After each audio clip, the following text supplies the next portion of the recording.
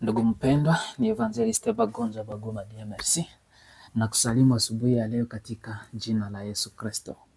Asubuhi ya leo nitaka nikuoneshe mapendo moja ya Mungu ambaye anakupenda.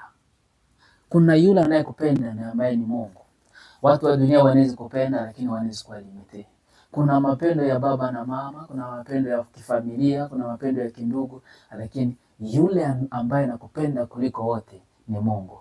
Asubuhi ya sasa nataka nikuambie tu Mungu anakupenda, kwa sababu Mungu ndiye anafanya upate kuishi. Kama uko leo na kama niko leo ni kwa sababu ya Mungu, na ni kwa sababu Mungu angali anakupenda na angali ananipenda.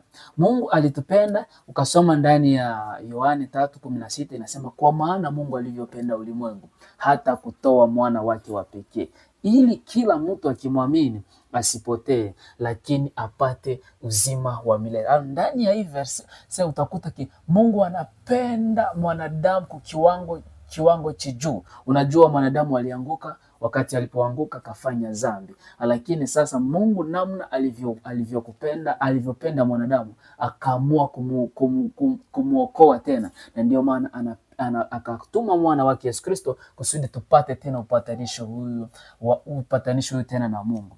Mungu anakupenda ndugu mpendwa. Katika maisha yako usisahau hayo. Usiwaze Mungu anakuchukia, usiwaze Mungu anakuacha, lakini kumbuka Mungu anakupenda. Na mapendo ya Mungu anaonyesha mapendo makubwa sana kwa mwanadamu. Mungu anaonyesha mapendo makubwa sana kwa ulimwengu kwa kutuma mwana wake Yesu Kristo kusudi tupate kupatanishwa tena na Mungu. Mungu anakupenda na Mungu ananipenda. Hii usisahau katika maisha yako na maisha yangu. Mungu anaonyesha mapendo makubwa. Kwa Francis anasema jamais vu. Iko mapendo ambaye hautaiona, iko mapendo ambaye inapatikana kwa Mungu pekee. Akatuma mwana wake Yesu Kristo kusudi sisi tupate kuokolewa. Ndugu mpendo, watu wa dunia wanaweza kupenda lakini watakuwa limiti. Kuna defo wanaweza kuacha.